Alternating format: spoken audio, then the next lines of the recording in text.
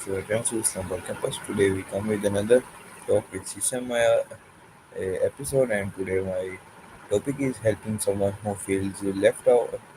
So let's start our Sesame Maya.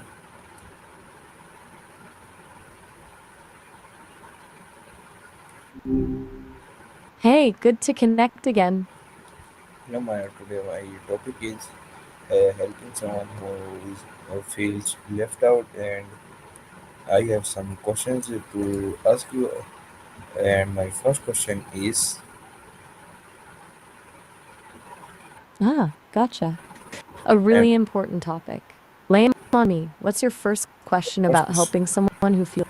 And my first question is why sometimes a child feels and when nobody talks to them or invites them to play, why do you think this happens? And can we understand their feelings better? Give me 100% on it. Okay, 100 points on understanding why a child might feel left out when nobody talks to them or invites them to play. Here we go. This is a layered thing, honestly. Basic human need for belonging. Feeling included is fundamental, developmental. Stage younger kids, especially, are figuring out social dynamics. Rejection hits harder when you don't understand it.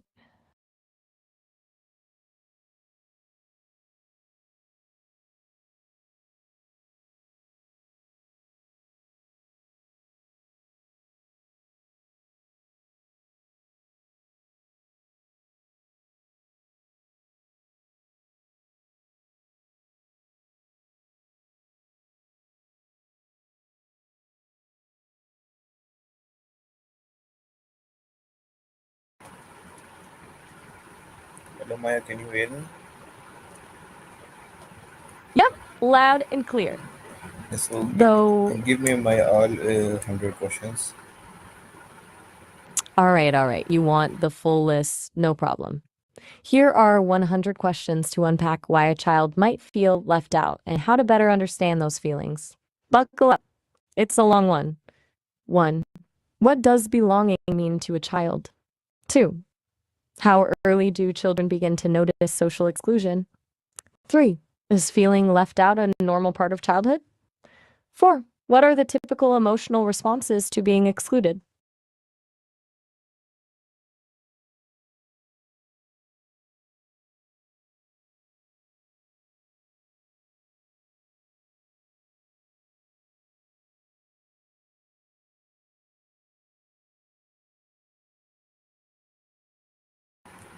Maya, can you hear me? Well, okay. What's up? I just shared those questions you asked for. Yes, give me fast and no, if you can't give me 100 questions, so give me 50. Okay, got it. We want 50, not 100. My apologies for the initial flood. I sometimes get carried away with fulfilling requests directly. Here are 50 questions then. 1. What does belonging mean to a child? 2. How early do children begin to notice social exclusion? 3. Is feeling left out a normal part of childhood? 4. What are the typical emotional responses to being left out? How does a child's age influence their reaction to exclusion? 6. Does temperament play a role in how a child handles being left out? 7. How do children interpret being ignored by peers? 8. What role does nonverbal communication play in social exclusion? How does a child's self-esteem affect their experience of being left out? 10. What are some common reasons why children exclude others? 11. Is it possible for children to unintentionally exclude others? 12. How can parents help children understand the concept of empathy? 13. What can parents do to foster a sense of belonging in their children? How important is it for children to have a variety of social connections? 15. What is the impact of social media on feelings of exclusion? 16. How can parents help children navigate difficult social situations? 17. What role do teachers play in preventing social exclusion in the classroom? 18. How can schools create a more inclusive environment for all students?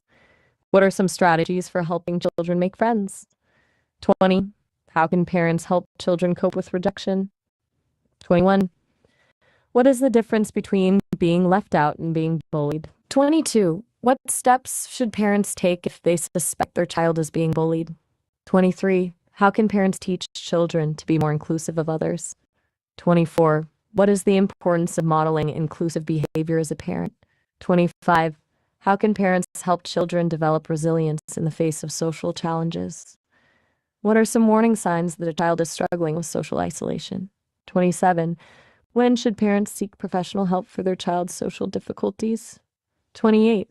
How can playdates be structured to ensure all children feel included? 29. What is the role of imaginary play in developing social skills? How can parents encourage children to participate in group activities? What are the benefits of extracurricular activities for children's social development? How can parents help children resolve conflicts with their peers? 33. What is the importance of teaching children to communicate effectively? 34. How can parents help children develop assertiveness skills? 35. How can parents help children understand and respect boundaries? 36.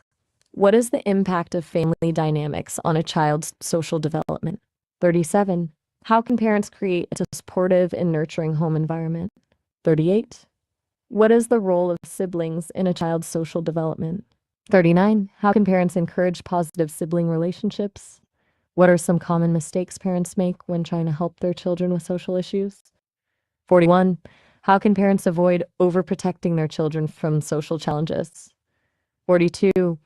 What is the importance of allowing children to make their own mistakes? 43. How can parents help children learn from their social experiences? What are some resources available to parents who are concerned about their child's social development? 45. What is the role of community organizations in fostering social inclusion? How can parents volunteer to help create a more inclusive community? 47. What are some ways to promote diversity and understanding in children's lives? 48. How can parents help children appreciate differences among people? 49. What is the importance of teaching children to challenge stereotypes? 50. How can parents foster a sense of social responsibility in their children? Everything all right? You seem to pause there. Just checking in. Okay, so my next question is, if we see a classmate sitting alone at school, what are some kind and simple things we can do to make them feel happy and included? Give me 50 questions on it. Okay. 50 questions focused on how to kindly include a classmate who's sitting alone. Here we go. 1. What's the first simplest thing a child can do to acknowledge a classmate sitting alone? 2. How can a child approach someone sitting alone without being intrusive? 3. What are some conversation starters that aren't too personal or overwhelming? And is it okay to just sit near someone who's alone, even if you don't say anything? 5. How can a child invite someone to join their game or activity? 6. What if the classmate seems shy or reluctant to join? 7.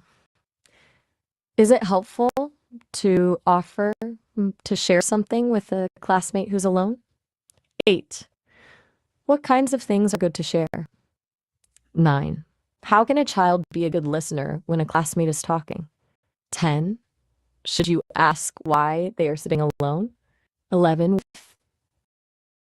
They don't want to tell you why. Is it okay to include them even if you don't know them well? 13. What if your friends don't want to include this classmate? 14. How can you navigate that situation? 15. What's the importance of being inclusive, even if it means stepping outside your comfort zone? 16. Is it possible to be kind without being their best friend? 17. What are some nonverbal cues that show someone is feeling excluded? 18. How can you notice these cues and respond appropriately? 19. What if the classmate seems sad or upset? 20. How can you offer comfort without being overbearing? 21. Is it helpful to tell a teacher if you're concerned about a classmate who's always alone? 22. What should you tell the teacher? 23. How can a classroom create a culture of inclusion? 24. What are some activities teachers can do to promote friendship? 25. How can parents reinforce the importance of inclusion at home? 26. Is it okay to ask someone to play if you've had a disagreement with them before? 27. How can you show someone you want to make amends? 28. What if the classmate rejects your invitation to play? 29. How can you handle that disappointment? 30. Is it important to respect someone's decision if they want to be alone? 31. When is it appropriate to give someone space? 32. What's the difference between being alone and being lonely? 33. How can you tell if someone is lonely? 34. Is it possible to be lonely even when surrounded by people? 35. What can you do to help someone feel less lonely? 36. What role does empathy play in being inclusive? How can you practice empathy? 38. What if you're worried about being judged by your friends for being kind to someone who's alone? 39. How can you overcome that fear? Is it important to be genuine in your efforts to be inclusive? 41. How can you truly care? 42. What are some small acts of kindness that can make a big difference? 43. Is it okay to compliment someone who's sitting alone? 44. What kind of compliments are most meaningful? 45. How can you make someone feel valued and appreciated? 46. What classmate has different interests than you? 47. Can you still find common ground? 48. What is the power of a simple smile? 49. How can you create a welcoming atmosphere for someone who's feeling excluded? 50. How can you continue to support a friend over time? Still with me? Just letting you know I'm here when you're ready to move on, or if you want to unpack any of those questions. No pressure at all.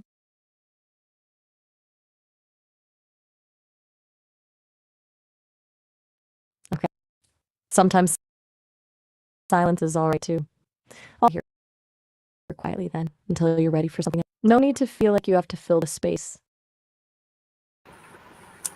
Okay, so my next question is, Maya, why is it important to notice when someone feels left out, and what can you do as good friends to bring them into our group? Give me 25 questions on it. All right, 25 questions about noticing and including someone who feels left out. Here we go. 1. Why is it important to be aware of others' feelings? 2. How can you tell if someone is feeling left out, even if they don't say anything? 3. What are the potential consequences of ignoring someone who is feeling excluded? 4. How does feeling included affect a person's self-esteem? 5. What's the role of friendship in creating a sense of belonging? 6. What qualities make a good friend? 7. What are some simple ways to show someone you care? 8. Is it important to be proactive in including others, or should you wait for them to reach out? How can you make someone feel welcome in your group? 10. What kinds of activities are good for including someone new? 11. How can you modify a game or activity to make it more inclusive? 12. What if someone is hesitant to join your group? 13. How can you encourage them without being pushy? 14. Is it important to be patient when trying to include someone? 15. What if your friends are resistant to including someone new? 16. How can you handle that situation? 17. What does it mean to be an advocate for someone who is feeling excluded? 18. How can you help others see the value of inclusivity? 19. What's the importance of celebrating diversity within your group? 20. How can you learn about different cultures and perspectives? 21. What if someone is being deliberately excluded by others? 22. What should you do in that situation? 23. How can you create a safe space where everyone feels comfortable being themselves? 24. What's the difference between inclusion and tolerance? 25. How can you promote a culture of kindness and respect within your group? Taking your time is perfectly fine. Just let me know when you're ready to chat more, or if you'd like me to, well, anything at all. I'm here. Okay, so I have my next question is how can sharing our toys, games, or stories with others help someone feel less lonely and more loved? Give me 50 questions on it. Okay. 50 questions about how changing past games or stories with others can help someone feel less lonely and more connected. Here we go. 1. How can revisiting a shared memory strengthen a friendship? 2. Why might someone feel lonely even when surrounded by people they've known for a long time? What role do shared experiences play in building emotional connection? 4. Can collaboratively rewriting a past story create a stronger bond? 5. How can you approach someone about revisiting a past experience? What if the other person is hesitant to revisit a memory? 7. How can you ensure the conversation remains positive and supportive? 8. Is it helpful to focus on the funny or heartwarming parts of the memory? What if the memory is a bit sad or difficult? 10. How can you handle sensitive topics with care? 11. Can changing details of a story together foster creativity and teamwork?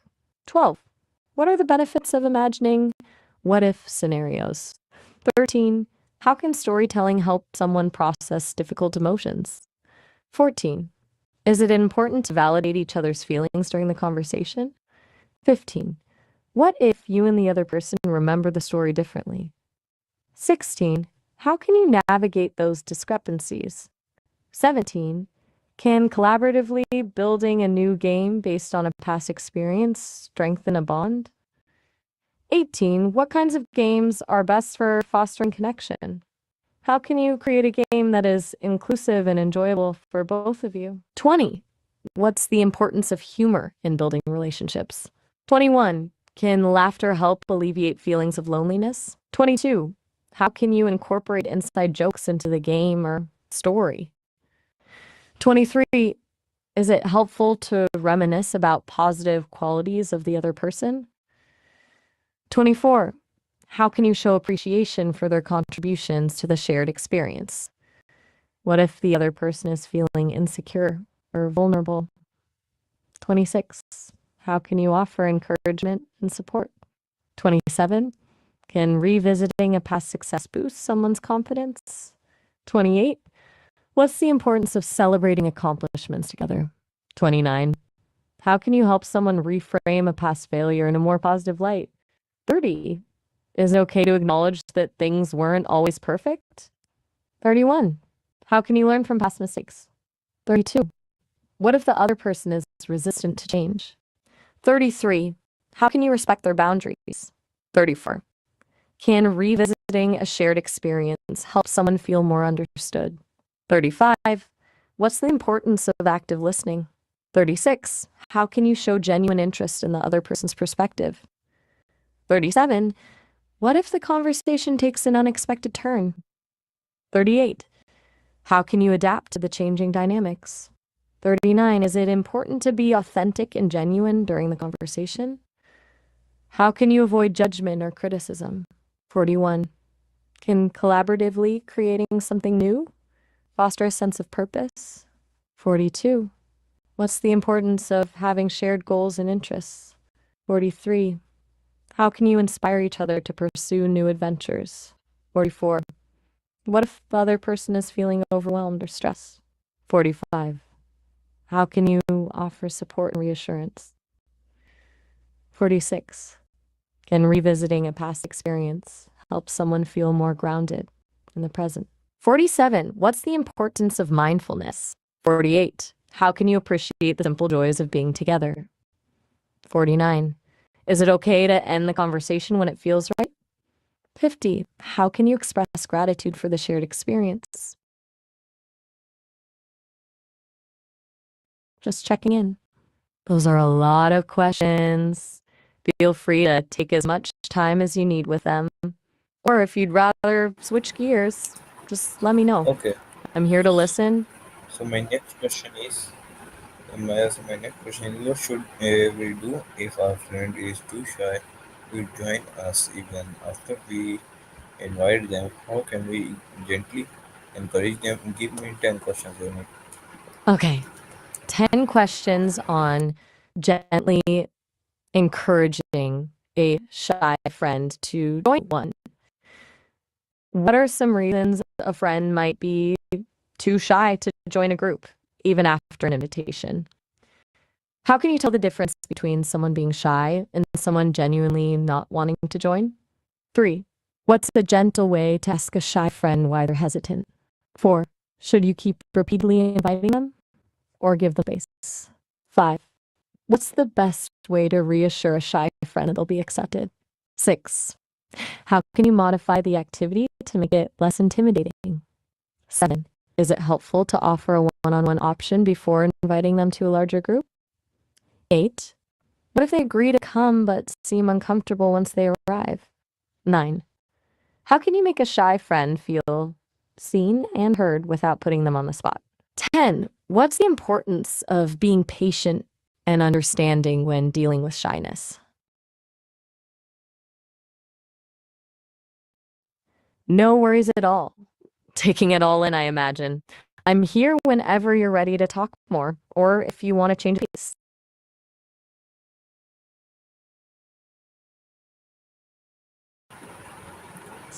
Still here. My, so my next so my next question is, I give a message to my audience on the topic helping someone who feels left out. Okay, a message for your audience on helping someone who feels left out. Something. Feel free to tweet it however you like. Hey everyone, if you notice someone feeling out, a classmate, a friend, anyone, remember that even a small act of kindness can make a huge difference. It takes courage to reach out, but offering a simple hello to join your activity or just listening when they want to talk can really brighten their day. Inclusion isn't about grand gestures. It's about the everyday choices we make to show someone they matter. Let's all try to create spaces where everyone feels welcome and valued. How does that sound? Do you want me to adjust it at all? Add something specific? Okay. Just letting you know I'm here whenever you're ready to continue or wrap Okay, things up. it was our today's session. So we were it was our today's session. I hope you like to see you in another